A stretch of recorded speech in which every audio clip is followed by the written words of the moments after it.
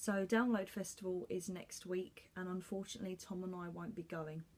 We decided, after thinking long and hard about it and weighing up how much it would have cost, the time we have to take off of work, all those kind of things, it just wasn't feasible. We're going on holiday in August for a week, and we're also away for 2 weeks when we were in Miami in October. So it's not like we don't have anything to look forward to, but certainly he's a bit out of pocket at the moment, and I would have had to pay for Download. If you think about the tickets like being £400 for the pair of us, in fact I think for one person it's about 210, 220. Then you've got the car parking, which is 20 quid. Then when you actually get to Download Festival, I'm a sucker for those stalls and things, so I would have ended up spending easily a couple of £100. And that's just on junk, and the food isn't cheap either, so it would have probably worked out me spending a good 600, 700 quid. And when I think about how much money I spent when I was in Las Vegas just on things as well, I think it was $700 out there, which is a good £400-500. I just didn't have the money around. I probably, if I wanted to, could have stretched to it, but I made a decision to treat Tom on his birthday, because his birthday's on the 2nd of July, which is in a few weeks' time. So I decided that getting him something that he really wanted would be more important than just throwing £600 at a festival that was 5 days worth, and we wasn't too thrilled about the lineup anyway.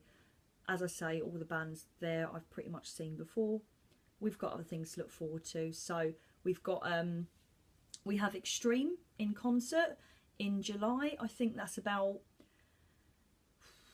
about 5 days after Tom's birthday, the week after Tom's birthday. So we've got that to look forward to. Tom has a tattoo that he's getting done in a couple of weeks, which is why he's also out of pocket. Just lots of things he's paying for. He's paying for his bike and he's paying for his tattoo. So yeah, that he had to do. I've got my tattoo that's starting on the 18th of July. Really, really excited. Actually, no, it's not the 18th of July. It's the 12th of July. I keep getting them confused. So I've got that to look forward to, and that's not going to be cheap.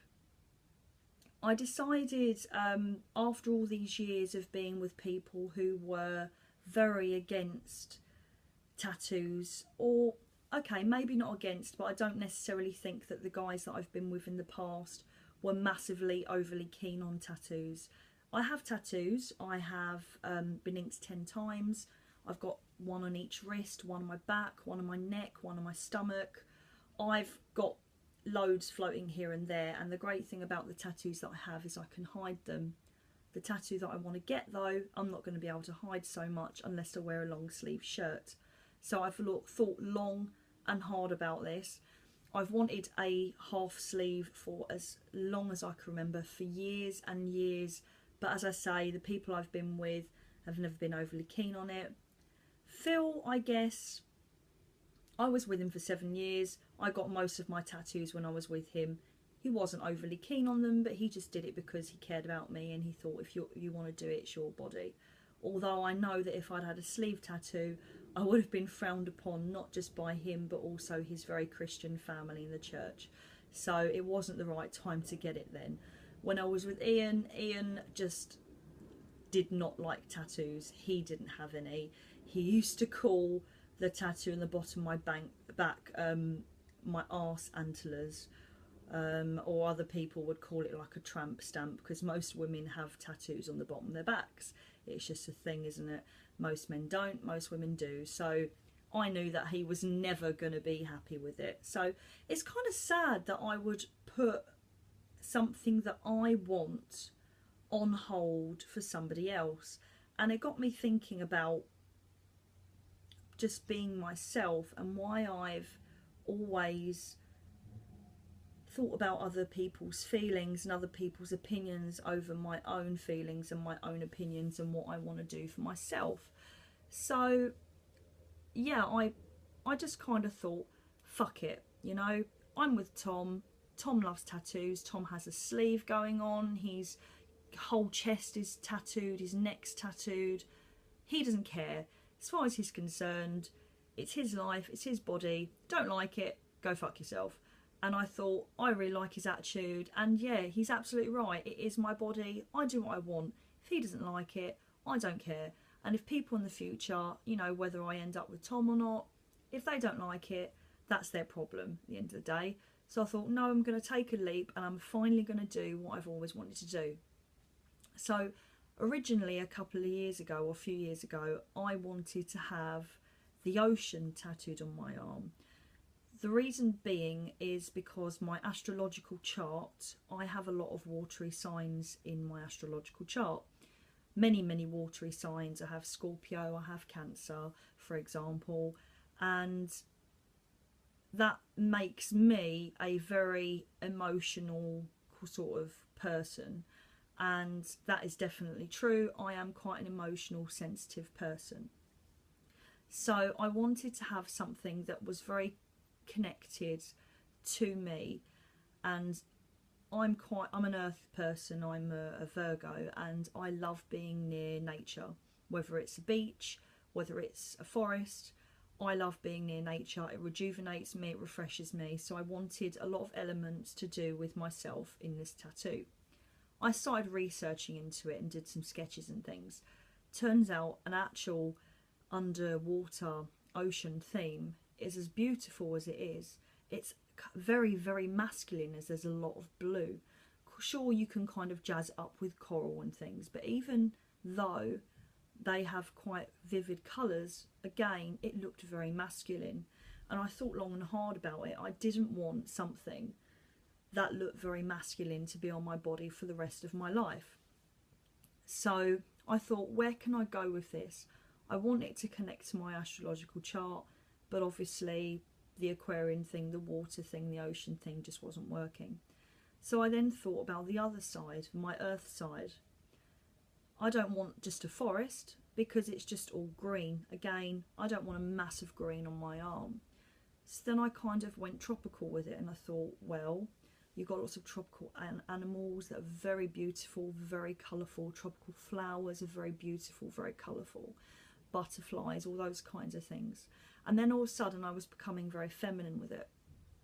So I started researching on it, and I've kind of come to the conclusion that I want something very tropical, very vivid, very bright, very earthy on my arm. So I've thrown all these ideas over to my tattooist, and he's going to tattoo a tropical rainforest on my arm from, say, here to here.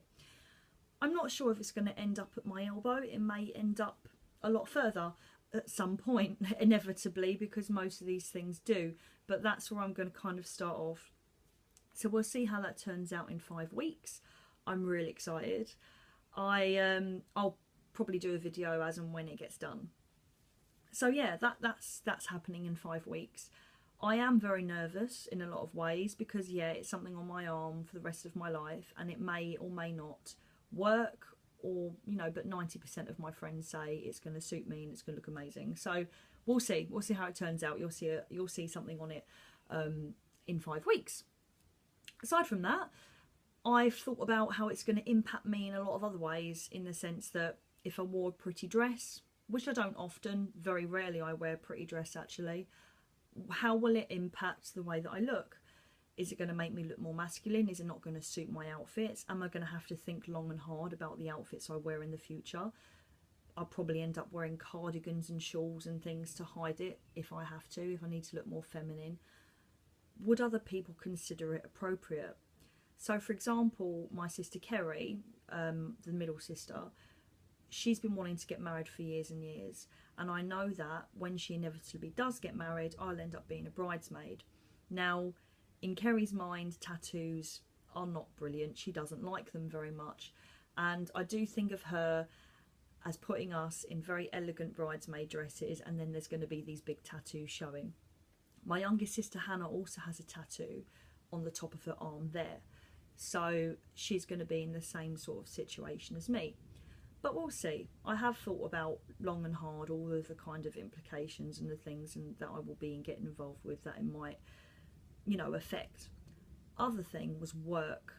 Now, work, it's kind of sad that we all have to be a certain way and dress a certain way and look a certain way to fit in with society and to be considered professional or in a business environment. I'm not necessarily customer facing, but I can attend client meetings and that sort of thing. And if I was to become more serious with my role, I would need to look a certain way in my boss's eyes, and also just because that's how, unfortunately, the world of sales works. My boss is very, very traditional. He doesn't like things like piercings, colourful hair, all that sort of thing. One of the main reasons that I got rid of my hair when I turned 30 last year was because I wanted to become more professional in my role. I was moving up the ladder quite quickly and all of that, so I just had to do something about it. So since the rainbow hair has gone, which I was absolutely devastated about, I'd had my rainbow hair since 2010. It was a little part of me that I really, really enjoyed. It was quite unique to me. At the time I did my rainbow streak, it was not something that was very common. You wouldn't go to Camden and see someone with rainbow hair, for example. 3 years, 4 years on, rainbow hair seems to be everywhere and it's not unique anymore. It's kind of sad, but in a way it's kind of made me feel like I'm glad that I had my rainbow streak for the 3 or so years that I did have it. There was other things as well that made it quite difficult to sort of keep and made me want to detach from it, but I'm glad I had it when it was quite unique and quite individual, and it was very expressive at the time. I go through phases where I'd love to have my rainbow streak back. I miss it loads, but at the same time I kind of have this bug in myself where I now think other people are going to look at you and now compare me to such and such, or now use that as ammo towards such and such, or do you know what I mean? And I'm like, I don't want to bother digging up any old shit, because I know in my heart where that came from, why I did my hair rainbow in the first place, when I did it, and I don't really want people to then dig it up and start using it against me. It's my own sort of little hang up, and probably no one will give a shit if I ever put my rainbow streak back into my hair. But I just, for my own peace of mind, don't really want to go there, because I just can't be fucked with all the shit that surrounded it. So at the moment, I miss it, and you can probably see it. It's kind of, I've just got a tiny weeny bit of blonde left, and it looks, do you know what, I actually loathe the tiny weeny bit of blonde that I have, because it makes this part of my hair look really, really dry.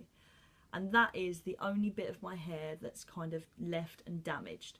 The rest of it is beautifully healthy and lovely, and my natural colour ginger again. And I'm quite glad that I'm ginger again, because it's not something that somebody can just take off of you, because ginger hair, natural ginger hair, is very difficult to replicate without it looking very fake. So I'm quite happy. But going back to just being myself and unique, I think that everybody really struggles to be themselves and unique, and a lot of people compromise things about themselves to fit in with society and to be regarded as professional and everything else. And going back to work, I am very aware that once I have my tattoo done, I'm going to have to start changing the way I dress at work. I'm quite casual at work. I'm not very professional. I don't go in with a smart blazer or anything. I never have been like that. I've always been very individual, and there was, you know, as I say, I had my rainbow hair for a long time, and it was really kind of accepted, although not 100% with my boss, and I think he was very glad to see the back of it. When I have my half sleeve, I'm going to have to probably start wearing longer 3/4 length shirts or whole full long sleeve shirts. I wear 3/4 now, and I have for a long time. I think I've done that to kind of get into the swing of it, so I know that it's not going to be a massive change when I have my tattoo there and it needs to be covered up. I'm not looking forward to wearing long sleeve shirts. I'm going to have to do a bit of shopping. Mainly because, one, I'm not really that kind of person and I feel uncomfortable in them, and two, I go on the train every single day, and in really hot days like today, actually today's beautiful, I'm just going to be absolutely melting on the train. It's going to be really, really awful, so I'm not looking forward to that.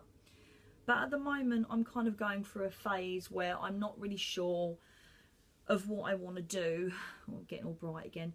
At the moment I'm in a little phase where I'm not really sure what I'm going to be doing anyway, whether where I work is going to serve me for much longer or whether I'm going to be happy there in the next 2-3 years.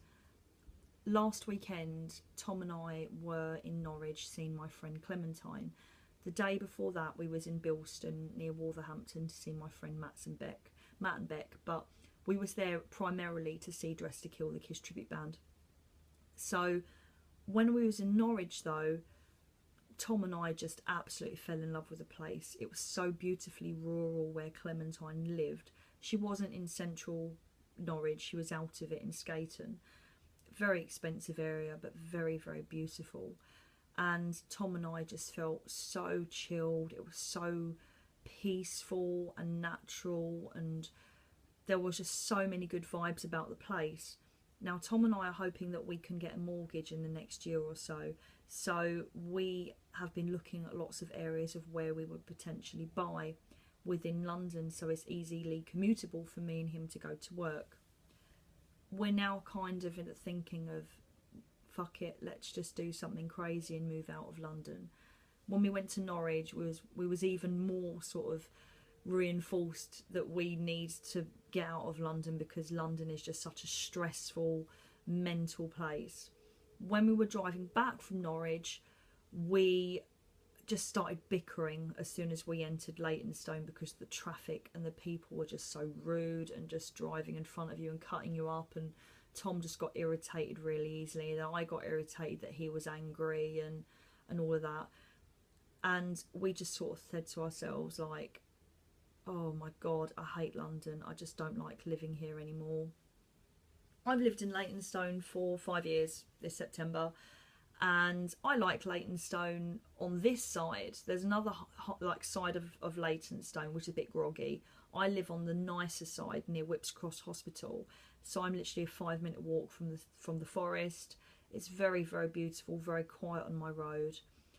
Now, like I say, I quite like it here, but generally I've lived in London for my entire life. I lived in North London for like the first 10 years of my life, and then the next 20 years of my life I've lived in East London.